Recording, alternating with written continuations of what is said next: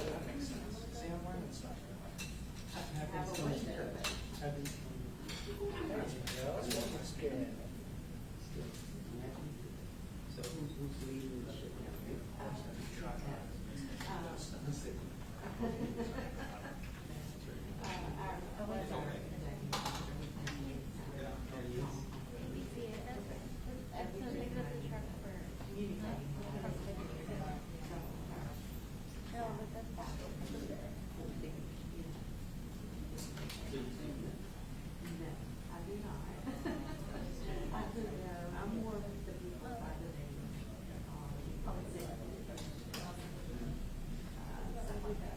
You do it well.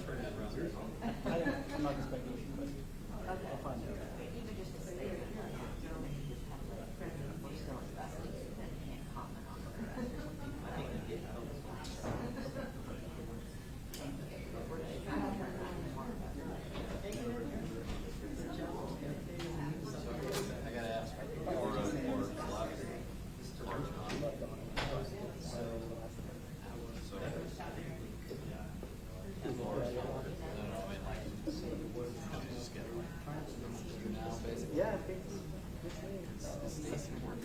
she's still there. She's holding down the fort of the control. So, yeah. That's why it might take me some time to respond to your emails. That's okay.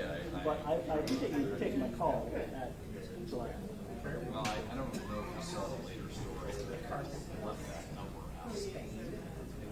I know it was So we're waiting for the adjustment.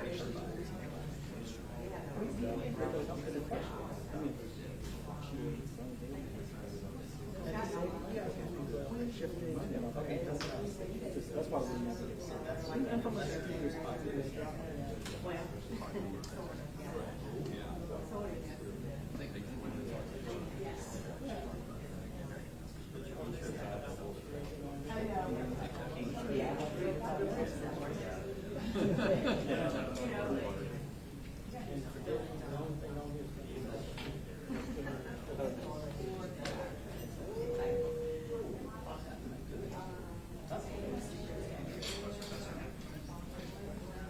folks, we're going to get started in about 2 minutes. 2 minutes.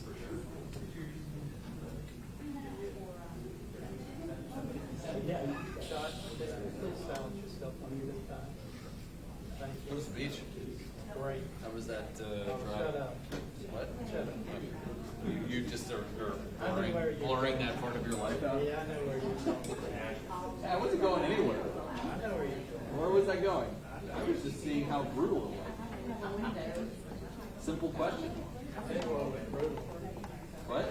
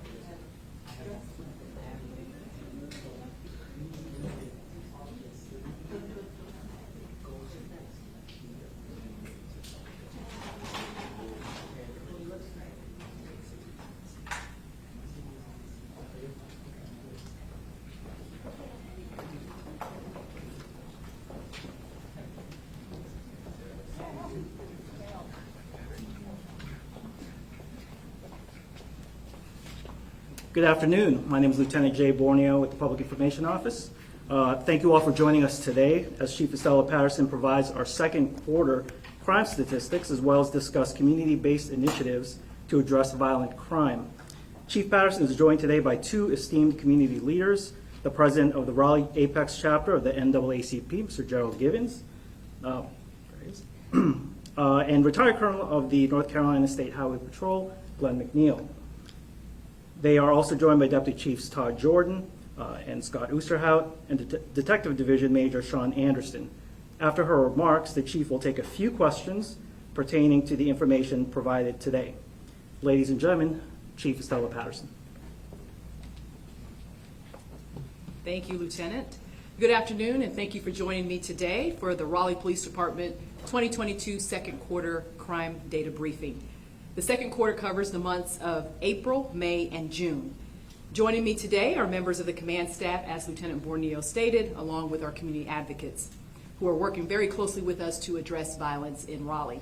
Since arriving to the city, I have been intentional in seeking community input and partnerships in addressing concerns that impact the quality of life for our residents and those who enjoy Raleigh. I believe in transparency and will continue to provide timely and relevant information to the public to continue building the trust that we have started to build, and as we work together to make a safe Raleigh. I continue to be impressed with the overwhelming community support that this police department receives. Also, too, I'm impressed by the work that my team of officers and employees are doing with so much more than we've had before, so much less actually than we've had before. There are three areas that I have focused on since becoming the chief, and as a department, we're making strides in all of those areas. They are violent crime reduction, community engagement, and wellness and employee morale. Today I want to talk specifically about violent crime. I want to report out our crime statistic numbers for the quarter, our successes that we have experienced, and also to the partnerships that we have entered to impact crime. Despite the violence that we experienced last week in our city, our overall violent crime numbers have decreased since the first week in January. In the first week of the year, we had an overall 13% increase in violent crime. As of this week, we have an overall 4% increase in violent crime. So we are definitely trending in the right direction, but we'll continue working to bring that number down as low as we can get it. Looking at the numbers, and each of you have been provided with a handout that you can refer to. When we look specifically at the second quarter of this year, there were 7 homicides versus 9 in the same period last year. We have made arrests in 3 of those cases, and we have leads in the others that we are working diligently. I'm very happy to report that none of these incidents occurred at a nightclub. This is significant because if you can recall the last press briefing that I did last year, I told you that we would heavily target nightclubs because of the number of shootings and murders that we have had at those locations last year. Our patrol officers and our code enforcement unit have done an outstanding job of proactively patrolling those nightclubs in our cities and also meeting with business owners to improve the locations and the issues that we have been seeing there. Turning to robberies from person, for the second quarter, we experienced a decrease as well in robberies from person, 95 versus 121 over last year. With respect to robberies from businesses, we saw an increase of 4 incidents compared to the second quarter of last year. Looking at aggravated assaults, there were a total of 312 that were reported in the second quarter of this year, which is an increase over last year. Of the 312, less than half of those involved the use of a firearm. However, we are seeing more and more incidents where firearms are being used to settle disputes. This type of gun violence is indicative of what we are seeing across our nation. It is a disturbing trend, but I am confident in the strategies that we are employing that we'll be able to reduce the number of shooting incidents that we are seeing. And we're going to do this in several ways. Firstly, by exhausting all resources available to us, which includes working alongside our federal partners, to include the U.S. Attorney's Office, the ATF, FBI, U.S. Marshals, and DEA. In yesterday's press briefing, we shared with you the 27 indictments that were issued for those who engaged in gun violence, drug trafficking, and other offenses. We will continue to aggressively bring down crime enterprises in our region. Secondly, we are utilizing intelligence-led policing strategies which involve identifying our most problematic locations and devoting resources to them. One example of this is the 1600 block of New Bern Avenue, a location where we had repeated violence and nuisance activities occurring, including a homicide. We worked with every entity that we could, which resulted in the closure of this problem location. We will continue focusing on problem locations, and just because you do not see uniformed officers at a particular location doesn't mean that we're not aware of what is occurring or that we don't have a presence there. Another intelligence-led policing tool that we have utilized and will continue to utilize is NIBIN technology. We're working very closely with City, County, Bureau of Investigation to investigate and analyze evidence that links guns being utilized in multiple crimes. We're also utilizing cameras and license plate readers to help identify potential suspects.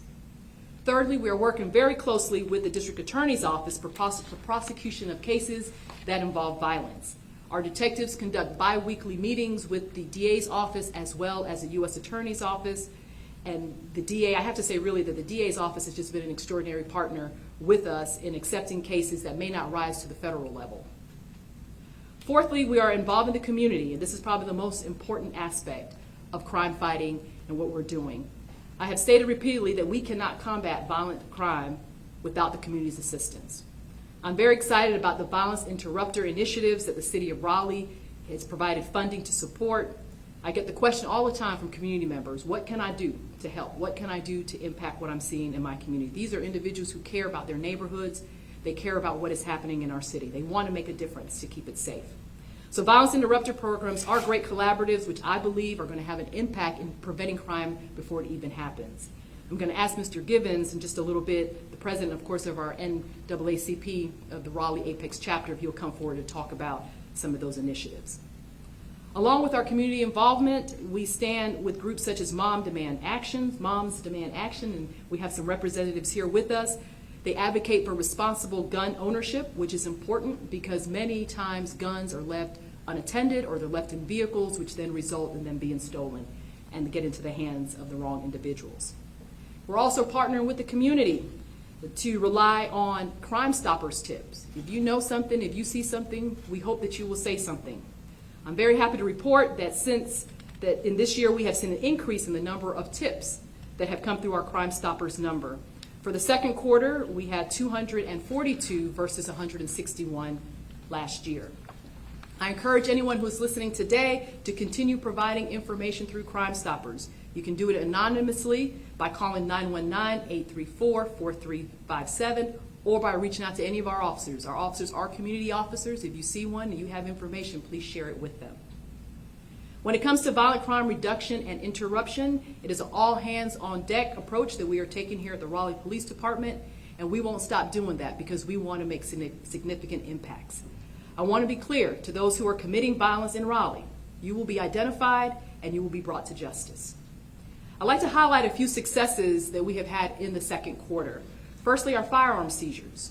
I continue to be astonished by the number of firearms that we are seizing in this city. In the second quarter, there were 271 firearms that were seized. That was a 33% increase over last year. Year to date, we have seized 430 firearms, a 50% increase over last year. Our officers have done an extraordinary job of getting dangerous weapons off the streets and out of the hands of those who illegally possess them. Another success we've had is our field interviews. For the quarter, there was a 57% increase in the number of field interviews our officers conducted. And our field interviews are really just our officers interacting with individuals who might be loitering in a particular area, those who might be casing to break into a house or a car or something like that. So they're being very proactive about getting out with these individuals and questioning their whereabouts and what they are doing. We had a significant arrest, not totally in the second quarter, but just recently that I want to highlight as well. This past weekend, our fugitive and Terror unit located and arrested a rapist who had committed 3 brutal rapes in Raleigh and also Greenville, 2 in Raleigh and 1 in Greenville. Mr. Parker, Kevin E. Parker, is in custody now on multiple rape charges. I'd like to thank our Special Victims Unit as well as the FBI, the SBI, the Wake County DA's office, and Greenville PD for the excellent work in breaking these cases.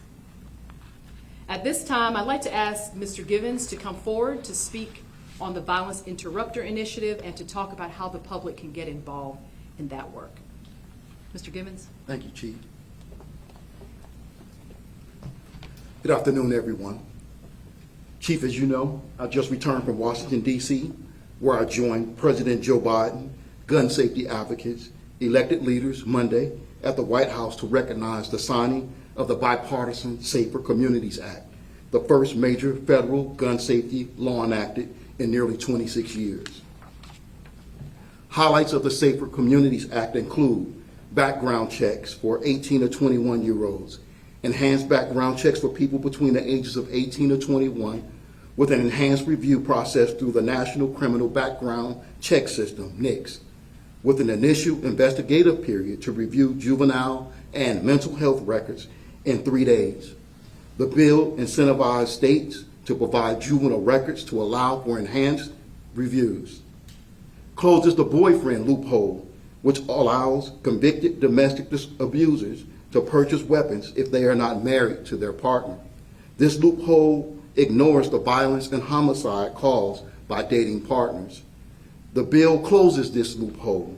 The measure also adds those convicted of domestic abuse to the NICS. However, a compromise was included allowing a person convicted of a misdemeanor for attacking a dating partner to be able to buy a gun after 5 years. Funds the states for crisis intervention and red flag laws. Directs more money for states to implement their own plans to address gun violence through crisis intervention and red flag laws. Under the agreement, every state will have the opportunity to seek grants to have the opportunity to prevent crisis and violence through programs regardless of whether they embrace red flag laws that allow judges to remove guns from potentially dangerous owners. And federal support to address root causes of crime, including $250 million in funding for community violence intervention programs, $250 million for states, DC, and territories to enhance comprehensive community mental health services.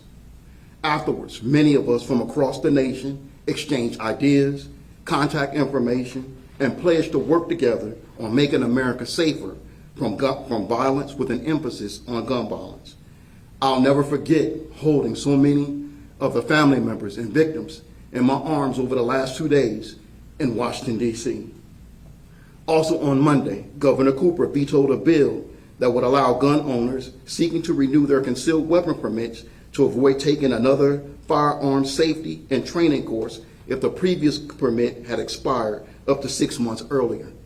Last year, Governor Cooper vetoed the pistol purchase permit repeal, which would remove the requirement that handgun buyers get a permit from their local sheriff. This is important. because most gun homicides among Black North Carolinians occur in metro areas like Raleigh and Durham. In 2019, 288, 76% of the 377 Black North Carolinians killed by homicide were killed in metro areas. We thank Governor Cooper for his leadership at a time of rising gun violence. We also want to thank U.S. Attorney Michael Easley, the Raleigh PD, the ATF, the FBI, District Attorney Freeman, the U.S. Marshals for getting those 27 individuals off our streets. Together, they seized drugs, over 27 weapons with ammunition, as well as a ghost gun. As most of you know, the NEACP was invited to the Raleigh City Council retreat in March, in which we asked the city to invest $2 million in community violence intervention from President Biden's American Rescue Plan. In June, the City Council approved our request for the fiscal year 2022-2023. We're currently working with the Wake County Commissioners to match the city. Our community violence intervention program has 4 major parts: violence intervention, cognitive behavior therapy, survivor support services, and ecological systems. Violence intervention are community and hospital programs focused on directly intervening interpersonal or group conflict, negotiating ceasefires, and shifting neighborhood cultural norms. We've currently met with Wake Med about 4 times, and we recently reached out to UNC Rex to partner with us in this first phase. Cognitive behavior therapy are programs focused on changing the mindset, mental health, and ultimately the lifestyle of those most at risk of gun violence. This past Saturday, we sponsored a mental health clinic with Southlight, Alliance, Monarch, and the National Alliance on Mental Illness.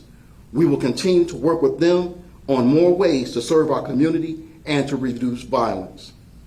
Survivor support services are programs focused on providing social services for survivors of gun violence, including resources like housing, employment, and trauma therapy. And then that last piece, ecological systems, are programs focused on changing the ecology of communities most impacted by gun violence through improving the quality of life, access to resources, and overall living conditions.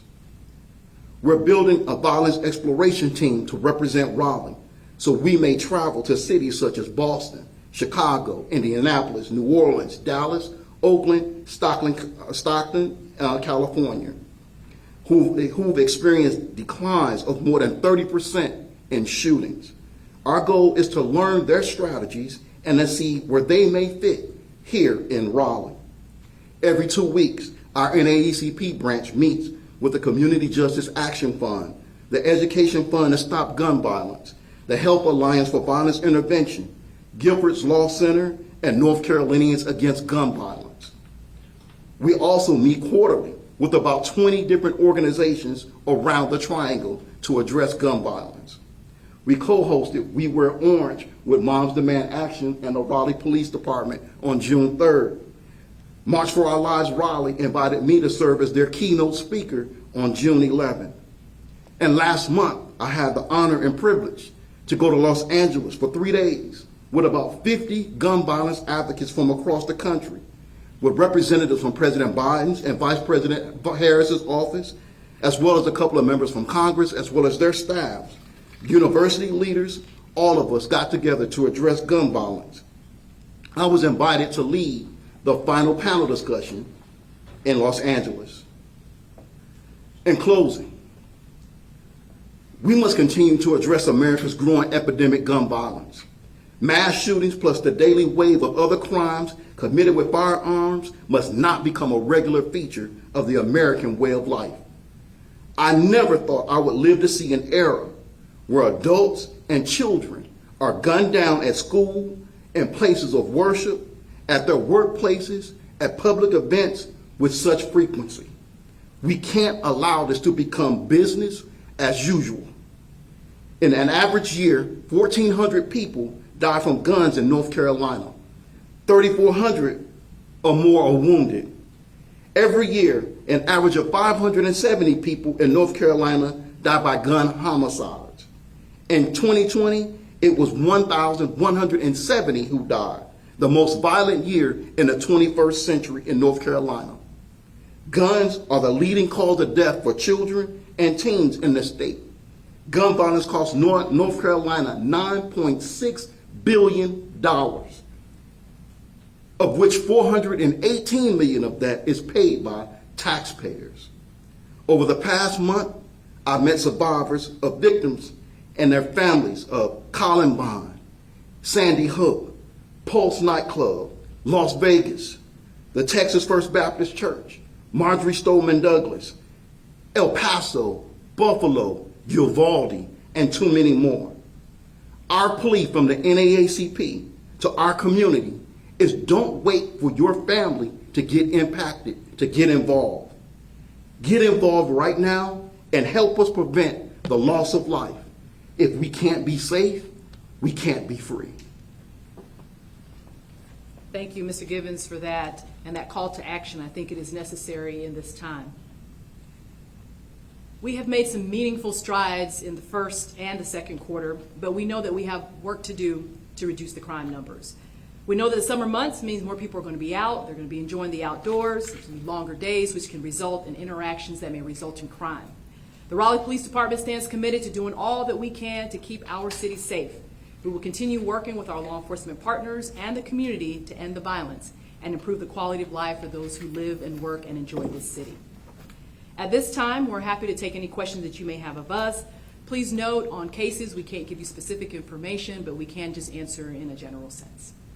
So I will open up the floor to any questions. I wanted to ask if you could give us an update on how the city's CDI program is doing so far. I understand the city of Raleigh has approved some funding for that.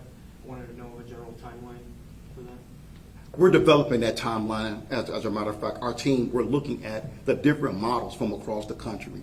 The one that we like the most so far is Baltimore. So we're looking at those, developing a timeline here for Raleigh. I'll be reaching out to the city so that we can put together a team. The colonel's going to help me with that. We're putting that team together, and we're going to continue to update you guys as we continue to go through the phases.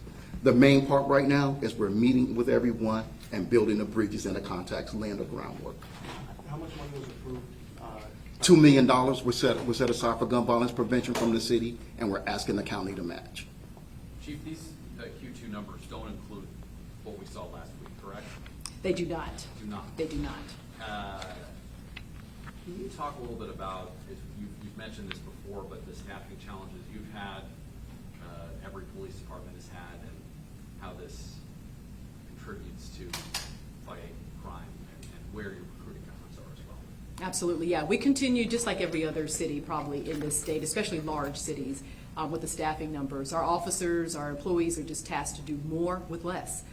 And we're doing it. We're getting it done. I'm very happy about that. We are very robust in our recruiting efforts. We have a recruit class that's in session now. We have another one that's going to be starting in October. We have not missed calls. Priority calls are still being answered. We're still doing proactive work, even with the shortages that we have, and we're going to continue to do that. Chief, how big of an impact do you think the Violence Interrupters program would lend to the city? I think it's going to have a huge impact. We've seen successes in other cities. Mr. Givens talked about Baltimore. We know that Charlotte is standing up one as well, and other cities across the nation.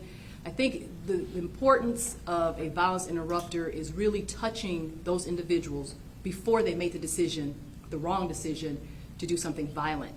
I think that's where it's going to be very key. And it's going to take, really a collaboration of working with other entities as well, mental health units and services, as well as other community to really impact that. I feel confident, and I think that's why we made the push when we spoke with council about it, and Mr. Givens asked for the funding for that. We just feel that that's going to make an impact all the way around. Chief, can you just give us a snapshot so far?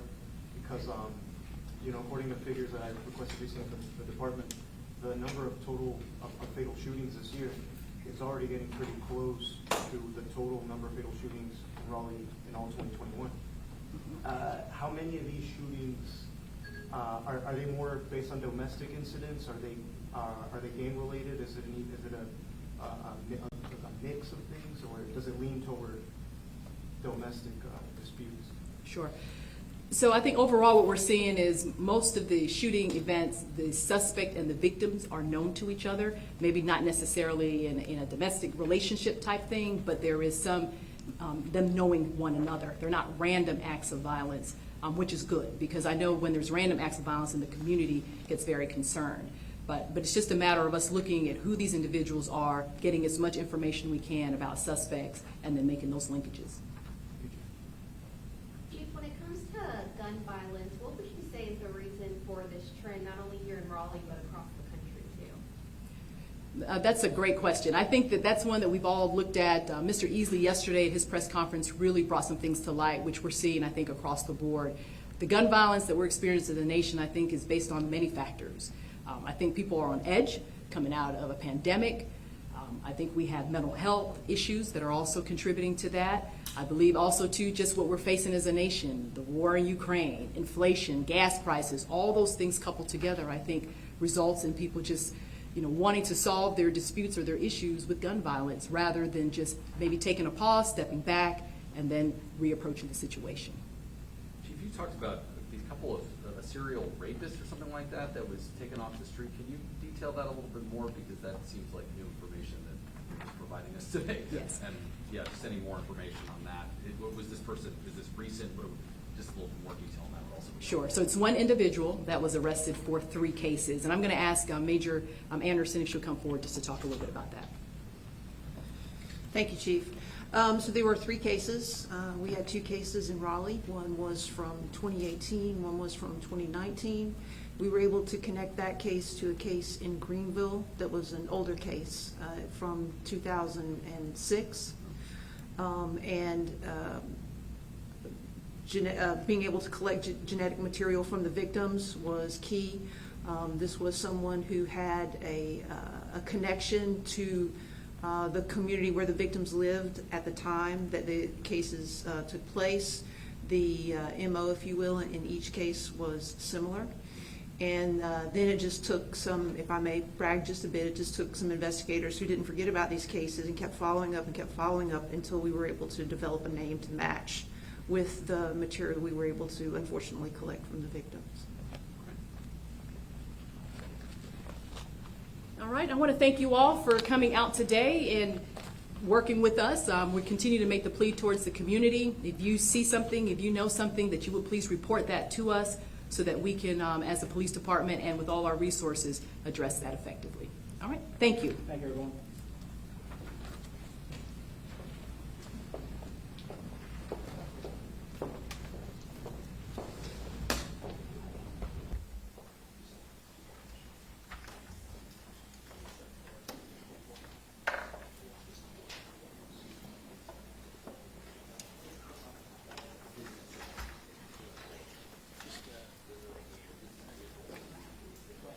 I'll put it in your locker at the end of the night. Yeah. Okay.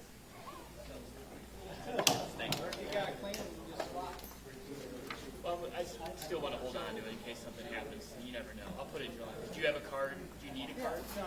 Okay. Yep.